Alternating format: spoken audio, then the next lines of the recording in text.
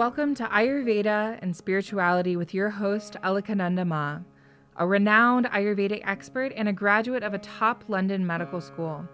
She is the principal of Alundi Ayurveda Gurukula, a unique apprenticeship-style school in Boulder, Colorado. She is a spiritual mother, teacher, flower essence maker, and storyteller. Join us as we uncover the timeless principles of Ayurveda, discover practical tips for enhancing vitality, and explore the deeper dimensions of spirituality that intertwine with the ancient science of life. Today on the podcast, we are sharing a recording from the archives. Seeing each one of you inseparable from baby Krishna, I come to you as your loving mother and most humble devotee. Welcome, my baby gods. So we're going to talk tonight about the human heart, about what it is to be gifted with the human heart and how it is that what are we really doing here on this earth? It's an interesting subject for me. I'm still trying to find this out because, you see, I'm not really from here. I'm more like, so to say, a visitor. When I was a little girl, I would vividly remember my world. And I would cry and I would say to my daddy, I want to go home to my world. But no, they didn't know where my world was, or they couldn't really put me in a car and take me there. And I would try to recreate events that would remind me of my world, and I would tell my parents, everybody's going to come over and we're going to wear white dresses and we're going to sit on the grass and we're going to feast together and have a great day like in my world. Because you see, the world that I come from is very different from the world in which we now live. In this world, I'm a cook. It's quite a bit of work. A couple of hours to make a meal, maybe 6 to 8 to make a feast. But in the world that I come from, when we wanted to offer a feast to our friends, it didn't involve any baking or frying or cutting of vegetables or scouring of pots. Whatever delicious dishes we could imagine would immediately be present before us. And when we wanted to play music, there was no tuning or breaking of strings. Whatever instrument we could imagine was immediately present in our hands. Because the world that I come from is the world of divine ideas. And in that world, there are 10 tribes. The tribe of divine light, the tribe of wisdom, the tribe of understanding, the tribe of grace, the tribe of strength, the tribe of love, the tribe of effective action, the tribe of elegance, the tribe of communication, and the tribe of rulership. And in that world, my job was that of queen of the tribe of love. And what a wonderful life we led, I and all my maidens of the tribe of love. For we spent all our time gathered together in beautiful green meadows, feasting and singing and sharing in love and heartfelt poetry, and it was just a beautiful life. And yet, something was always missing. And as queen of the tribe of love, and the one whose job was to nurture all the other maidens in the ways of love, I wanted to know, what was the missing piece? What was it that was lacking to our fellowship and our sharing and our feasting and our celebration? I wanted to find out more. And so it was that I left my world, the world of divine ideas, and I journeyed to the world of the divine teachers. And there I sat at the feet of the great ones, the ones who have been born in this world as the great masters, like Jesus and Krishna and Buddha. And from these divine teachers, I learned about what it was that was missing in our life of love and celebration. For the divine teachers said to me, "O Queen, you and your tribe have love, but you do not know compassion because you do not know anything about suffering." "What is suffering?" I asked the divine teachers, and they said to me, "Go back to your world. Deep in the wood within your world is a mirror pool. Go to look in the mirror pool and you will learn." And so I went, and I found my way deep through the wood to the mirror pool. And when I knelt down and I looked in the mirror pool, I could journey in the reflections of the mirror pool through all the worlds. And I saw that in all the worlds there was great peace and order, until I found one world that was different. That was the world in which we all now live. When I looked down and I saw the earth world, and I saw all the human beings in the earth world, and I saw their struggle and their suffering and their pain, and this new feeling began to arise within me. It was the feeling of compassion. And so for a long while I sat by the mirror pool and I contemplated all the sufferings of the earth world, and I developed my feeling of compassion. And as I watched the history of the earth world roll on, I saw the struggles growing deeper and the sorrows growing greater and the wars growing fiercer and the tortures and the imprisonments lasting longer, and at last I could bear it no more. "I'm going," I said, and although many of my maidens tried to stop me, I jumped into the mirror pool. And I came, and I was born in the earth world.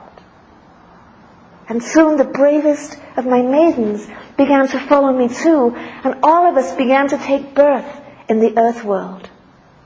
At first, we thought it would be very easy, for we imagined that when the Queen of Love was born in the earth world, with her simple message of love and innocence, the people of the earth world would stop their fighting, their torturing, and their prisoning, and their sicknesses, and their suffering, and they would learn the ways of love. But it was not so. For though again and again we were born in the earth world, yet again and again the people of that world continued in their ways of suffering. And at first this was very confusing to us. Now every time that I jumped into the mirror pool to enter the earth world, I forgot everything that I had learned back in my world. And every time I came back to my world, I forgot all the lessons of worldly experience that I had learned in the earth world. That's why, as you noticed, I'm a little funny, because I always come back to this world just as innocent as the very first time, not really capable of retaining worldly experience. But as we continued our journey of being born again and again in the earth world, we began to realize that we couldn't really change the earth world, that we couldn't bring suffering to an end. But we began to realize too that what could change was our own hearts. Because in our journey through the earth world and its sorrows and its suffering and its wars and its sicknesses, we were growing deeper and deeper in the mystery of compassion. Until it came about in this birth something different happened. Because in this birth, when I arrived in the earth world, I didn't forget the things I learned the last time I went back to my world. And I realized that there is no better place to be born than the earth. Because I had come to understand that it is only in the earth world, in the place where there is human sorrow and human suffering, that the deep teachings of patience and faithfulness and above all compassion can be learned. And I know that I will always continue to jump into the mirror pool and be born in this world, not because I can make it like my world, but because there are things to be learned here that cannot be learned anywhere else. So with this story of this myth, if you like, this personal myth about the world I come from and the learnings of this world, we begin our journey of unfolding what does it really mean to have a human heart. A lot of the things that we've been hearing about this for the last 2,000 years or so are things with which I cannot agree. We have come to understand that we came here because we messed up. We got here because of original sin. We got here because we've really messed up. We're stuck here because in some way we're being punished because of our sinfulness or our ignorance, and so we've got to get born here, even though almost anything else would be better than here. And there are the old hymns that call this life and this body a prison house of pain and a vale of tears. Really just somewhere that you got on the wrong bus, you got off at the wrong world, and you're just waiting to get the bus out of here to get to somewhere better, whether it's a heaven or a pure land or just somewhere that would be a bit better. But this is what we've been saying for 2,000 years. And what I am bringing today is not, in fact, a new teaching. It's a very ancient teaching, but I am reminding us all that we are not only here because we messed up. We are really here because there are things that we can learn and develop here that can be developed nowhere else. And we are really here because here is the place where we can have this most extraordinary gift, the human heart. The human heart is really what the symbol of the cross is about. It's not just about Jesus. It's not just about Christianity. It's about eternity bisecting time. And the place in all the worlds and all the universes where eternity bisects time is not other than the human heart. Because we are here as simultaneously an animal and an angel. And that's why it says in the Holy Quran, angels are amazed at the human soul. So I'm going to share and comment on a reflection, a journal entry that Sadananda and I made together. So this is coming from both of us. It's a sharing from the hearts of the two of us. And it's also a sharing from a rock in Boulder Creek, high up in Boulder Creek, just above Netherland. And this sharing is really what the rock told us. We sat by Boulder Creek and we looked at the rock, this huge boulder, which is stable amid the continuous stream of water, which yet, over the years, is gently shaping and changing the rock. So this is the reflection that we shared. The tender human heart is the divine tenderness. And this is very, very important to understand, because this gives us a whole new level of understanding why we are human. The tender human heart is the divine tenderness. The divine has no way to be tender except through the human heart. Human love is particular, divine love is universal. It's only within the human heart that divine love can reach out and meet an individual being. Because the divine love is nothing but a universal, completely undifferentiated ocean of love that is completely, equally surrounding every being.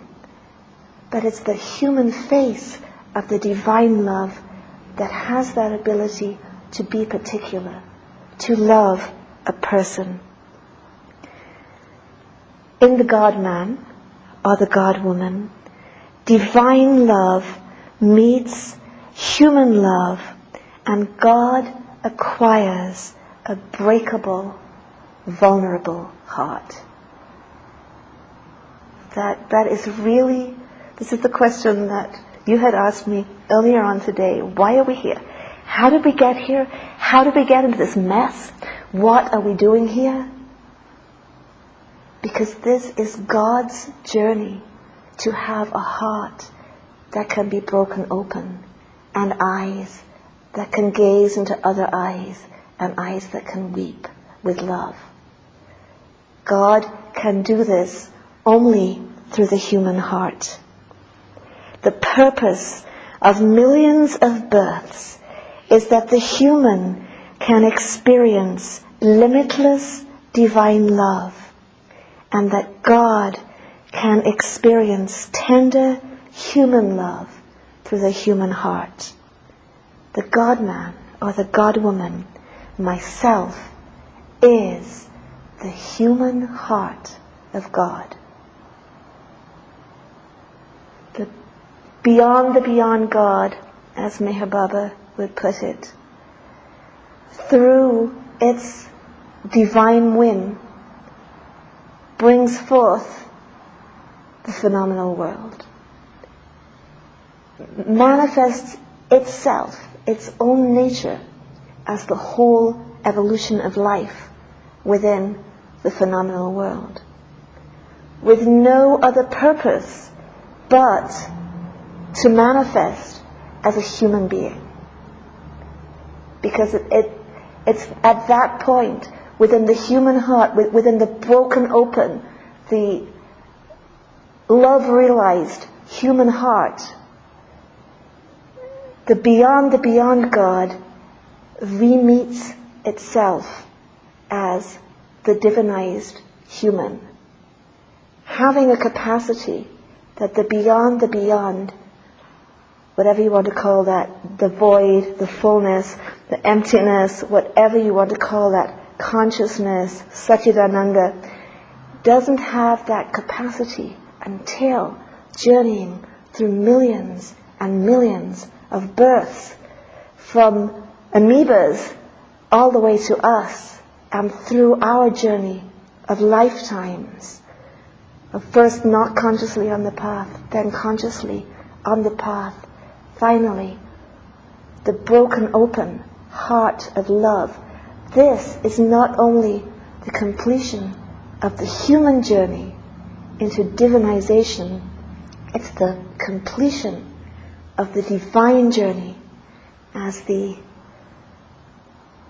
divine human, the one who truly knows what love is, not only universal love, but particular love.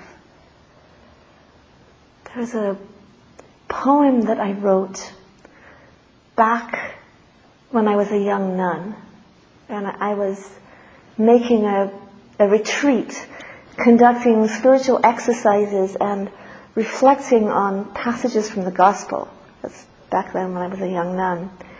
And in one of those poems, I was asking, what can I give you when you are the risen, the ascended, the fully glorified?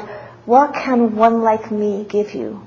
And the answer came, there's one thing you can give me, one thing that I no longer have, your weakness, your littleness, your capacity to be an open, broken-hearted, vulnerable human being is the only thing that I don't have, and the only way that you can really serve me.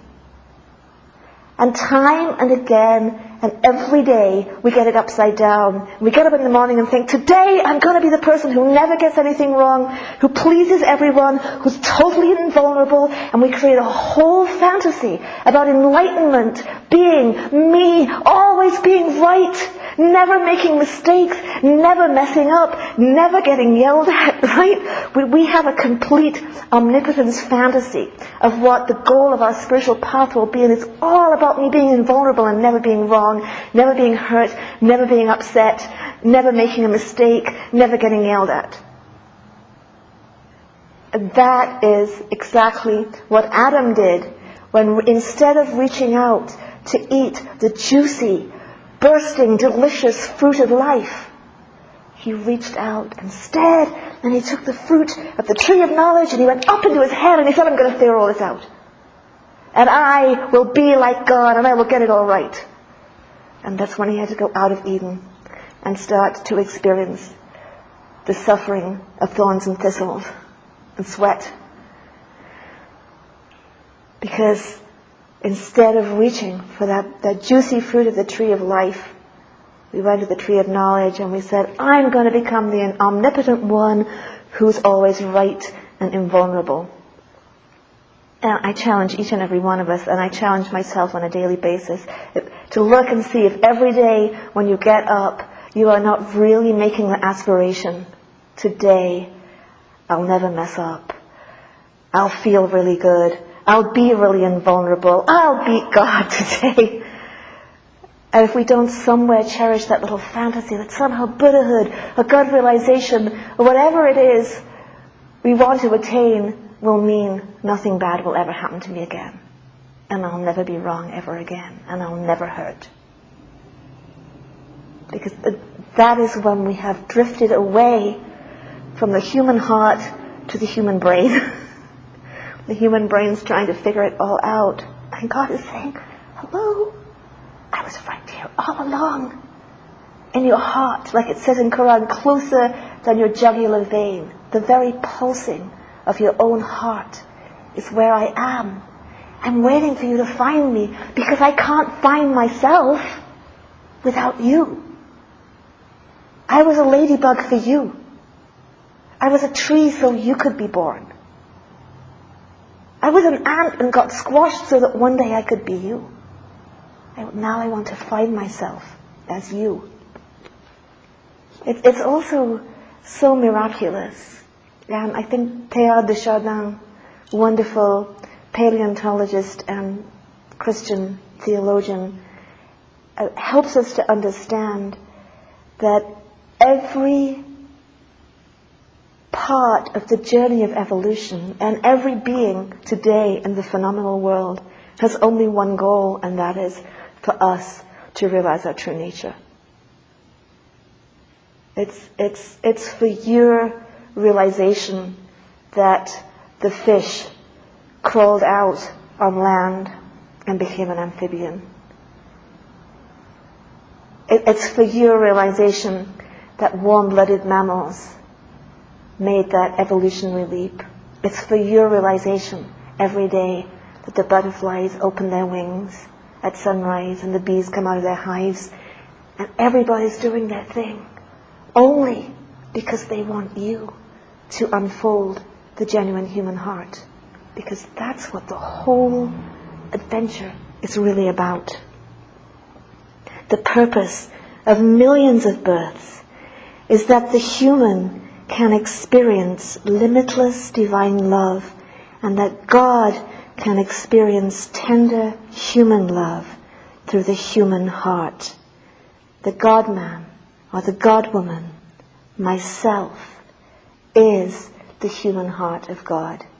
Another mistake we make when we get over our omnipotence fantasy, and then we go the other way and we say, that's not really about, she's not really talking about me. She's talking about her, maybe Sadananda, they're more spiritual, they're special. She's not really talking about me. Important people, holy people, Christs, Buddhas, Milarepa, they do it, but not me. That's the other mistake that we make.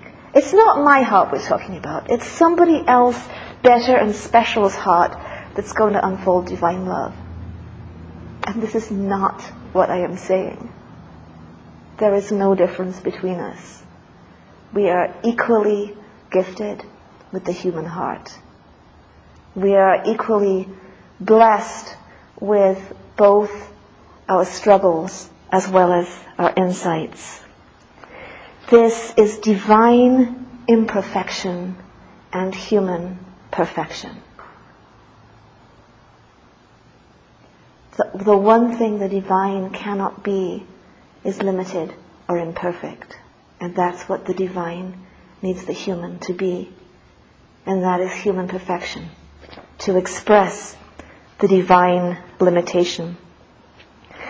Divine Mother is mother only because she receives in us a mother's yearning heart, a mother's tears. For the sake of this, she created the universe. The false mystic yearns for perfection alone. The goal is peace and bliss. And every single one of us, as I was just talking about this, every single one of us has this false mystic within us that would like to get into a nice, blissful, comfortable meditation with no mosquitoes, no noises, and just get back to the oneness of the womb. And it just is going to be about me and my bliss and my peace. The true mystic unites universal and particular love in mingled bliss and pain. As our Sufi teacher wrote, strive to become the true human being, one who knows love, one who knows pain. Be full, be humble, be utterly silent, be the bowl of wine passed from hand to hand. As the true mystic, we accept that which Blake writes about, sorrow and joy are woven fine in a single cord divine. The false mystic in us just wants to pick my bliss. Don't you disturb it. Which is why we always go instantly from the God realm to the Asura realm, or even the Hell realm, because damn that person that disturbed when I was really having my nice peaceful meditation and I was really getting it. It's not all about me and my bliss. Now, little mythology about we are all the same soul, it is all one human heart, and yet gifted with a male body or a female body, we may make this journey in a different way. The male journey is to realize first the perfection and divinity. The male first establishes that vertical axis. And then to open to humanity and its tenderness and woundedness. So that's the image of Jesus on the cross as the hero opening. And that there's at the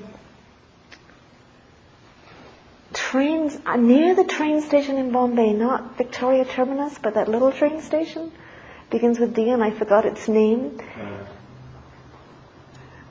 Dada Station, near Dada Station in Bombay, there's a temple where Hanuman is also standing with his arms spread out because he's ready to give Ram a hug. And it's the same thing, that male journey. First anchor yourself through tapas, through intense meditation practice, in the axis of eternity, and then open that heart and embrace and become a vulnerable and tender person. The female journey, and for so many of us, and I know for several of us in the room, it's the journey that goes through motherhood. It's to open first to the exquisite feelings of motherhood, whether that's through actually being a mother, as I know several mothers right here in the room today, or in other ways we find our motherhood. It's to open first to the exquisite feelings of motherhood and then to expand into divine motherhood. Oftentimes, for the woman, it comes as our children start to grow up and we have to let them fly out into the world. It's even more exquisite when they weren't our own children in the first place. I have had more grandchildren than anyone who's had children could possibly have, but I've also had to say goodbye to so many of the grandchildren because I have no claim on them. They can just take off. To just keep opening. We first feel those particular tender feelings for that one person or these 2 or 4 people who are our own child, and we have such exquisite love for this one being or these beings. And then as they start to move out into the world, our challenge is, can we open, can we let this one being, our own child, or our own niece, or the children we've been close to, or the men we've loved, whoever it is that's been that door for us, can we let that person be a door and walk through that door and have the same tenderness for everybody? It's a little different journey for the man and the woman. Later in life, woman renounces attachments while remaining tender. Man, later in life, embraces connection while remaining detached. So we both come to the same place.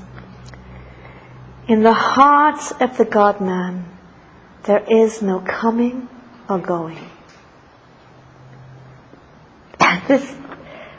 At this time that Sadananda and I were writing this reflection, it had been such a time in our lives. It had been a few years after the epoch-making event that we describe as the coming of the young people. The coming of the young people started, I think, in 1994, I believe, when we met Natanya, then a beautiful 18-year-old girl, and there was an instant heart recognition between us, and Natanya opened the door, and all the world walked through it, and the young people started coming, and they've been coming ever since, as those of you who've been to the ashram have noticed. It's a place where the young people come. Wave after wave. The people who were the young people, the first wave of young people, now they're young adults or older young adults. In this coming of the young people, I would lose my heart to every young person that came. And Sadananda, in his own way too, would lose his heart, would lose his head, perhaps we might say. Over every young person that came, we would see their beauty, their promise, their potential. We would nurture it. And then I'd turn around, bye, I'm off somewhere else. And initially my mother's heart would feel so broken. I loved this child, this young person, like a mother. I wanted to teach them everything I knew. I wanted to give them a chance to learn what I've learned. And they're off. I'm off, I've joined a cult. I'm off, I found a teacher that'll boss me around more than you will. I'm off, I'm going to do drugs instead. Whatever it is, they're off. Wow. So at the time of writing this, I was having to go through this learning, and Sadananda too, in his own way, a different way, going through this learning of what does it mean about coming and going. Because on the one hand, you might say it's an endless supply of young people, and they're always going to be coming, and they're always going to be going. They're coming and going. But in the heart of the God-man or the God-woman, there is no coming and going. As the tender human heart of Divine Mother, and this applies to the men as well as the women, each one of us is the only tender heart that Divine Mother can have. As the tender human heart of Divine Mother, I dwell in each heart as the heart of hearts. In this love, there is no leaving. Because I dwell in each heart. This is what Divine Mother says. I have no place where I live. I live in each and every heart. And if I am one with that Divine Mother heart, I am nearer to each person that I have loved and lost than they are to themselves. Very beautiful. When I experience the human feelings of loss, and which one of us hasn't, I go deeper into the Divine heart, beyond loss and gain. Yet, because just in case we were thinking, oh, now I'm going to get to be invulnerable, because I'm going to be dwelling there in the heart, and I'll never get hurt, whoever loves me and leaves me. Yet, however deep I plunge into divinity, I bring with me my human pain, sorrow, and wounds. My brokenness is the only gift I can offer to God, or whatever you call that in your paradigm. Because God needs my humanity to experience brokenness. It's the one thing that the divine can't do without us. When we meet with experiences in our daily lives which bring us pain, we are pushed deeper into the heart of God. If we can be vulnerable and tender, hurt, be real about being hurt, and stay present with our feelings. So it is a very juicy, this is what it is to eat the tree of life. Because the tree of life is juicy and sour and sweet and bitter and astringent. The fruit of the tree of life is full of all these flavors. And eating that fruit means always staying with our genuine vulnerability. Because the deeper we go into the heart of God, we can only go through our own heart. We can't go through eating the tree of knowledge fruit and getting it figured out. We always want to figure out what the rules are so that I will never do that again. I will never make that mistake again. I will never get hurt like that again. I will never mess up like that again because I figured it all out. But as my friend Gajendra likes to say, from his many years in the construction industry, by the time you have figured out how to get your truck and equipment in the best possible way to the job site, you're onto a new job site. We never get it figured out. It's always an experience. The willingness to stay present to our human feelings is the key element in our journey into the heart of union. This is perhaps the most essential teaching that Sadananda and I are here to share. It's the way that we have lived our lives. Do your communications work. Do your therapy work. Stay truly human. Do the human work. Use it as a door. If you look around you, you will see the world is full of extremely dysfunctional people who have had an enlightenment experience and are going around teaching. And I ran into a person or two like that. And after having that experience, I said, I'm going to therapy. Because that is the one thing I am never going to be. Because what to say, when we attain enlightenment, we're not going to be working on our dysfunctions after that. Or our communications or whatever.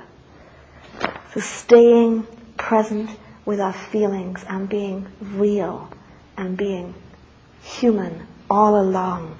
Because that's what it's all about.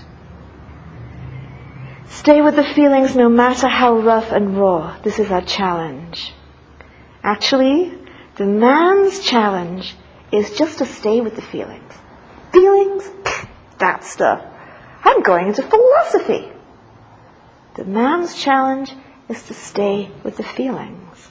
The woman's challenge is to move beyond the particularity of the feelings. You know how because I feel it, it is like that, and it is all about my subjectivity.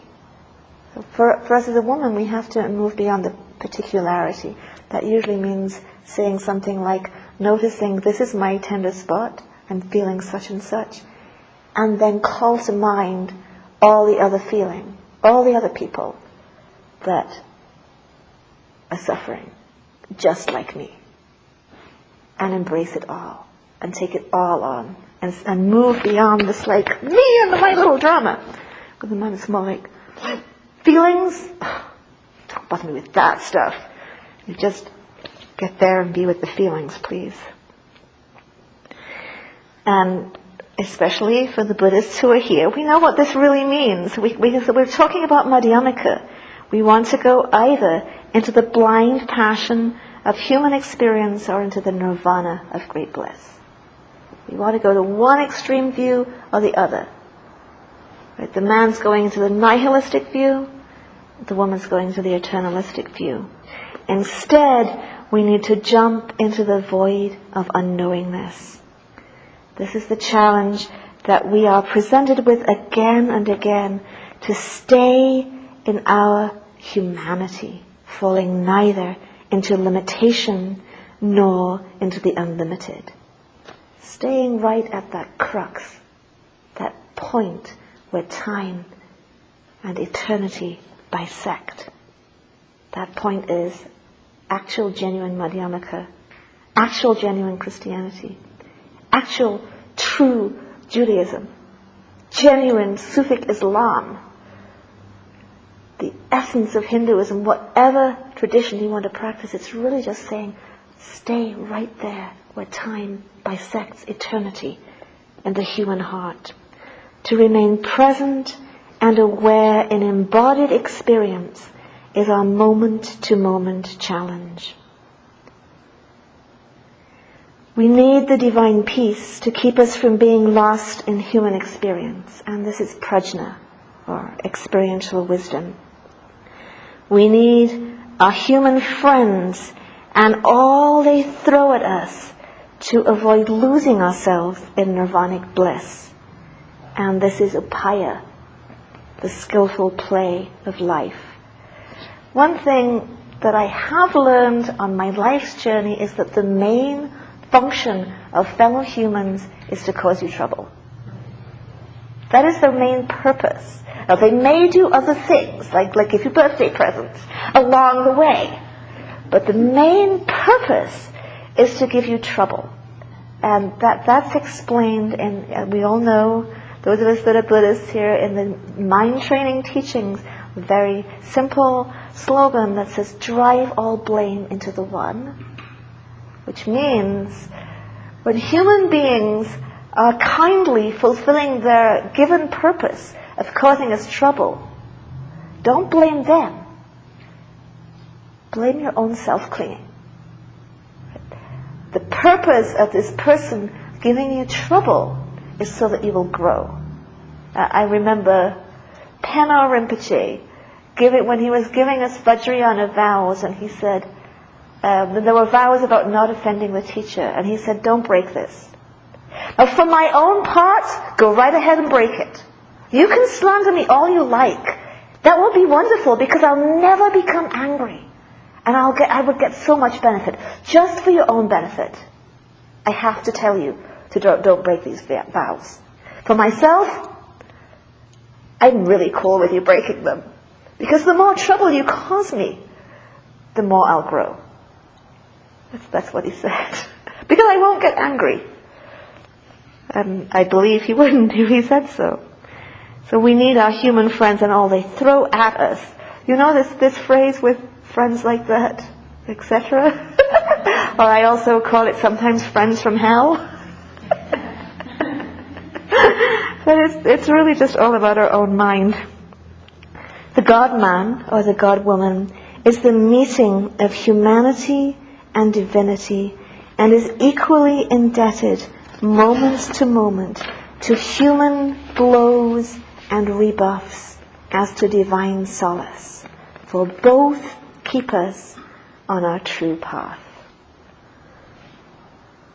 So that was the reflection that Sadananda and I shared. That's what the rock in the creek said. It's the essence of what we've learned and are continually learning and relearning and re-reminding ourselves of day after day in our life at Anandi Ashram. Because we, like everyone in this room, don't get to go away to some remote cave where we can preferably practice without disturbances. I think we're all having a much richer and better practice situation. Because we get to practice in the midst of family life, in the midst of the ashram, in the midst of our sangha. We get to practice in the midst of all these opportunities to be broken open again and again and again. And if we can just keep reminding ourselves every day to stay with it, to stay with the feelings, to stay on the path of the human heart. You can get up every morning and say, today, may I not pick the fruit from the knowledge tree. May I not hop into controlling it all and figuring it all out, how I can have the best day for me today. Today, may I take a big, juicy, sour, sweet, yummy, horrible bite from the tree of life, from the richness of the real human heart. We hear it once, but we have to remind ourselves again and again and again every day, because it's such a deep samskara with us to slip back into the fantasy that enlightenment is omnipotence and my invulnerability and my always being peaceful and everything being fine for me. And that I should get above all this mess, and how come you don't ever disturb my meditation? And we have to keep bringing ourselves back onto the real path, is the path of the heart. That there are really two paths, that are two opportunities that lie before us. The path of power, the path of the heart. The path of the power is about figuring it out. It's about getting more and more techniques, going to more and more seminars, getting more and more empowerments, getting more and more tricks, getting more and more whatever that'll make me more right, more better. You know, the bolder thing. We want to be rich, young, healthy, and enlightened, and have it all. And have all the cake in the world and eat it every day. And still have it all. And that's the path of... And there are innumerable seminars that play on, just give your money. And we'll put you on that way of it all being about you being right. And the other way that lies before us, it's that narrow way. It's instead of the path of the pleasant, it's the path of the true. And it's that humble little path of the heart, which almost is going to look like we're not in a path at all, because it means getting up every day and being willing to stand in our messed up humanness.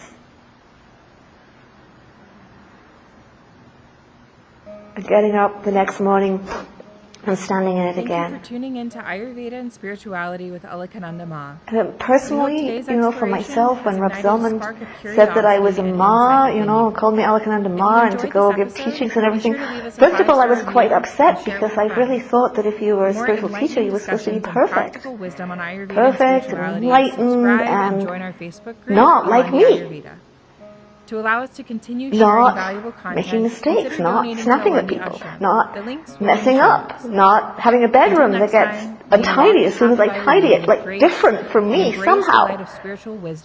And then I got it. This is the whole point. I'm standing here in front of you as the same as you, a human being. And that's the whole point, because we're all in this together. And it's good that we have the teachers that are the great beings to look up to and inspire us, but we also need to do this and share in the genuineness of the experience that we all have, of going to bed every night knowing I could have done that one different. Okay.